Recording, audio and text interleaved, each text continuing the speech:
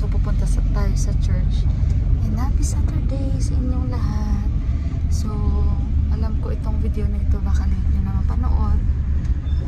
Preparing lang tayo for my upcoming operation. At saka syempre guys, gusto kong pumunta sa simbahan today kahit maulan. God is good, no? Provide niya lahat sa atin. So ayun guys, tapos ihatid pa namin si Johan. Dito na kami banda sa kanila ni Mandira. Sandali. Ayun. So si Johan kasi nagka-guide sa kanya. See that? So ayun guys, ano? Tawagan ko na si Mandira mo. Kasi ano, dito na yun sa area nila ni Mandira. Kung makita niyo, okay na yung daan, no? Maganda no, daan sa kanila. So nandito na kami guys. Antayin na namin si Mandira. Ang daming maisan sa kanila. At ang oras dito, what time na yo? 6:55 na, and kakabukas lang nila ng tindahan. Ito pa rin sinakyan naming taxi. Kay kuya ito, may nagmamaneho na sa kanya. Hindi na siya yung nagmamaneho. So maganda na yung daan sa kanila ni Mandira. Ang maganda dito, hindi parati dinadaanan. So tinawagan ko na si Mandira at palabas na daw siya. Kasi naka-ready na siya. Ayan. So medyo maulan guys, ano yung ating Sabado. And ayan na siya. Ayan na si Mandira, kanchi. Tabi tayo dito. Ayan. Ayan na siya. Ayan na siya. Morning, kanchi. Ayan. Then we'll go to Johan School. Kari. Oh, Kari. Johan School, then we'll go to... Yeah, school today also? No, football. Yeah. Every Saturday? But sometimes he don't go all Saturday. So where we can make U-turn here, yeah? Sorry, Kanchi, ha? Sabi ko sorry. Sabi ko kasi ginising.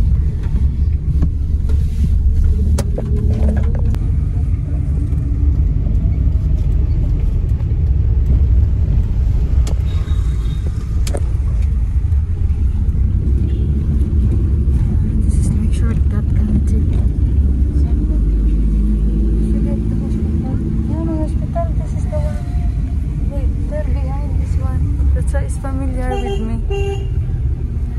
There. This is Lalitpur.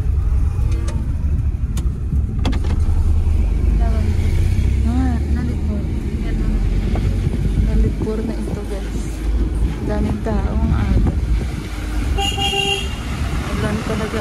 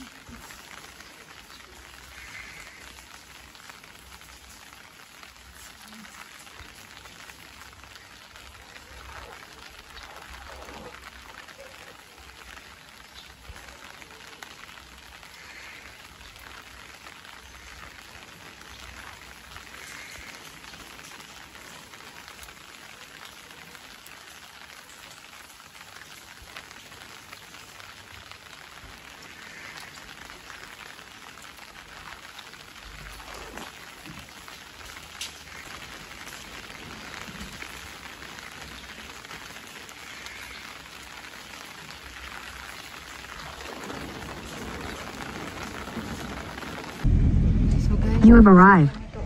Mabilis lang kami. Yan si Kansi. Siyang aking taga-video. So So mabilis lang kami guys kasi sarado yung simbahan. So bukas siguro yun. Pero sige lang, at least nakapagsimba tayo ng kanila. Ayun guys, see you na lang sa bahay. Medyo malungkot ako dahil akala ko may mas. Wala pala. Ayun, so pauwi na rin kami.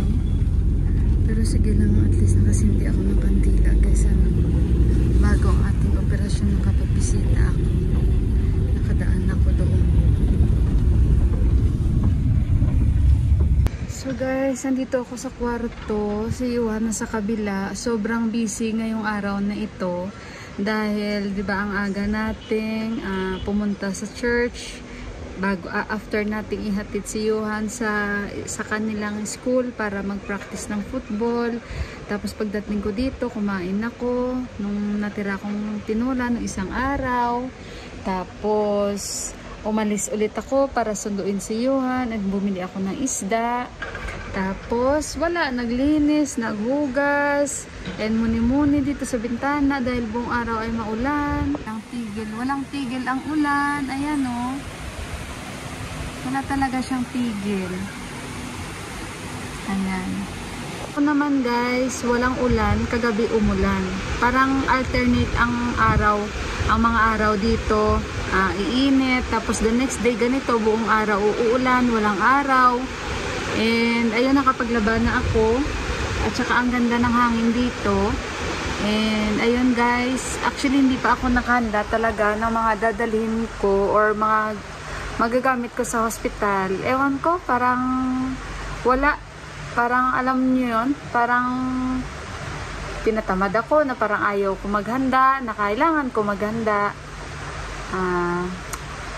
Ewan ko, iba kasi diba? Parang basta guys, yun ang pakiramdam ko, parang tamad ako maghanda ng gamit ko, parang wala akong gana, yung parang, syempre kahit sino naman, diba? And ayun, kasi bukas na kami pupunta doon guys, sa hospital. Please continue lang na i-pray niyo ako and i-update ko kayo from time to time. So ayun, hindi ko pa talaga alam kung ano yung mga mangyayari, and syempre si Lord na talaga ang bahala. At ayun, may kaba ako, na may takot ako, natural lang, yung tao lang ako. And basta pag nandyan na, malalaman na lang natin. Basta sa kanya lang tayo kakapit. And alam ko naman na malalampasan lahat ang mga ito sa tulong ng mahal na Panginoon. And ayun, ay nako, maulan, walang tigil ang ulan. Guys, so nag-prepare tayo. Today is Sunday. Punta kami na dito sa hospital guys.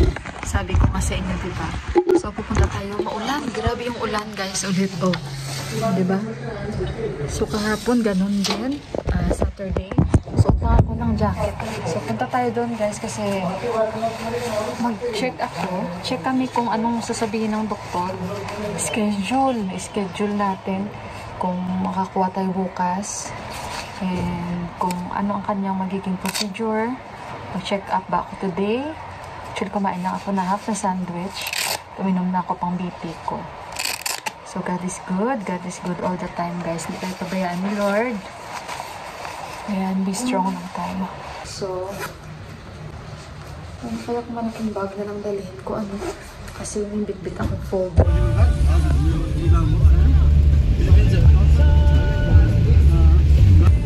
Guys, nandito na kami ulit. Antay lang namin si Doc. Wala pa naman siya. Grabe yung ulan. Walang tao ngayon dito. Kasi na maaga. Magda 9:30. 9:40 na pala guys. Ayan. Diyan naman si Lord sa atin. Hindi tayo kabahan. Nandito na kami sa bahay. Ayan. Ayan. Hindi pa ko. Pinaghihiwa ko siya ng mga sibuyas kasi ako gusto niya magluto ng manok. Kumuha sa akin ng dugo. Hindi naman ako nagkakaganito. Okay naman siya kumuha kanina. Hindi siya masakit kumuha guys. Kasi diba meron pag kumukuha sila ng blood test, masakit sila. Magturok sa karayom. Hindi naman siya. Tapos parang inano niya ako dito. Konting sugat lang. Nang parang may blade siya na maliit. Natakot ako kanina.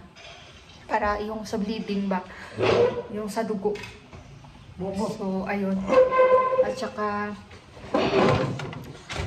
ayun, okay naman nung pag-anuhan niya sa tenga ko kanina, hindi ko rin naramdaman. So, sabi niya, ganyan lang, sabi niya sa akin. Tingnan niyo ang kinakain ko kasi gutom na talaga kami. So, ako magluluto ng manok. Mix ito. At saka, thanks God talaga, no?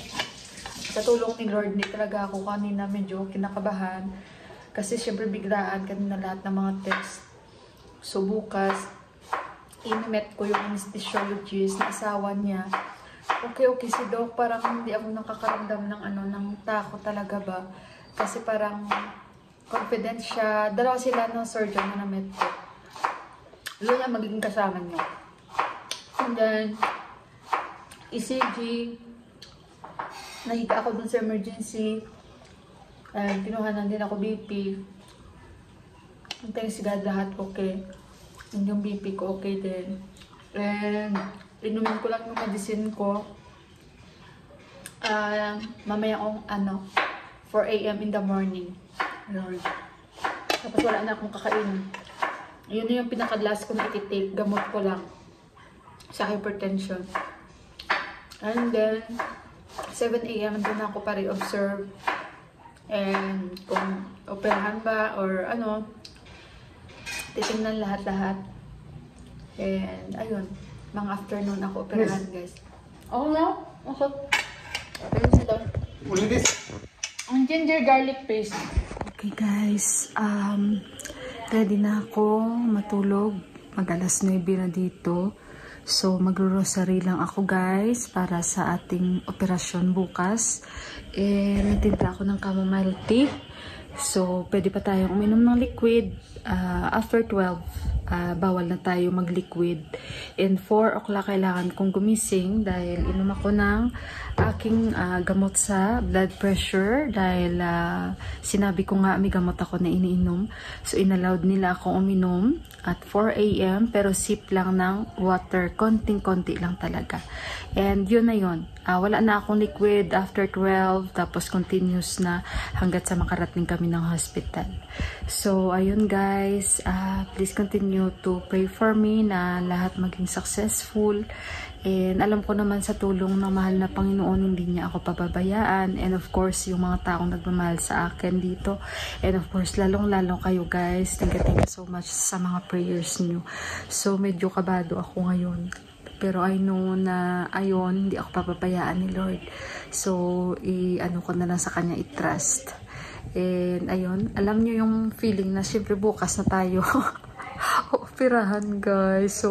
So medyo seryoso tayo, pero wala, kaya yan guys. Kasi maganda yung homily ni Father, yung napanood ko na syempre kung gusto mong maging okay, tiisin mo yung yung mga karayom.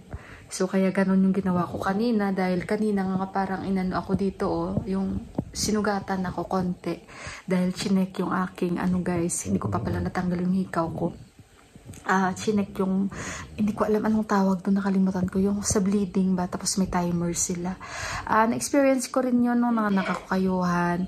Tapos, yung aking blood test, ayoko pa naman kanina yung kumuha sa akin. Ang tagal niya kumuha, guys.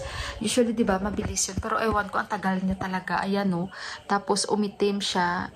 Sa dami kong experience, hindi pa ako nakaganito na talagang umitim siya. Meron ako, pero hindi ganun ba. So, kinumpress ko yun kanina. And hindi naman siya masakit actually magturok sa akin. Mabagal lang. Yung ganun ba. So, kaya, ayun, hindi rin siya masakit nung tinanggal niya. Mabagal lang talaga. So, kaya medyo siguro, ayan, umitim at hindi ko rin siya na-press.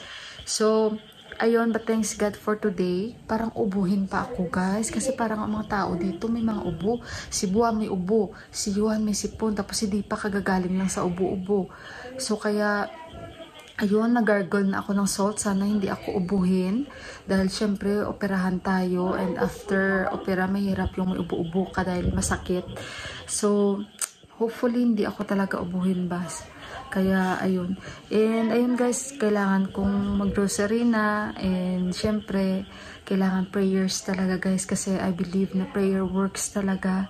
And first time ko kanina sa emergency na hindi man ako kinabahan talaga, and okay yung BP ko, 110/70, and of course sa tulong ng gamot. And syempre ginagayad tayo ni Lord dahil pray talaga ako. And ECG lahat normal. Dahil hindi naman sila magpo-proceed sa'yo kung hindi okay yung parang clearance mo kanina, yung katawan mo. Kasi parang yun na yun. And ayun, bukas hindi ko pa talaga alam kung ano pa yung mga iba pang gagawin sa akin. So again, si Lord bahala. And syempre sa mga prayers niyo, again, thank you so much. And baka si Deepak na yung mag-vlog dahil sinabihan ko siya mag-vlog siya. At ayun, basta guys, kaya to guys, kaya. And alam ko, para matapos na rin to, para matanggal na talaga yung aking laging nagbabother sa aking pag-iisip guys, ano. So ayun, mag-good night na ako sa inyo, and see you again bukas, no? Kasi pag the more ako magsasalita, baka gutumin ako. Bawal na ako guys kumain. Bawal na ako magsalita. So mag-good night na ako. And ayun guys, hoping for successful operation. In Jesus' name, i-claim natin yan. Hindi tayo papapayaan ni Lord. So good night. See you again tomorrow.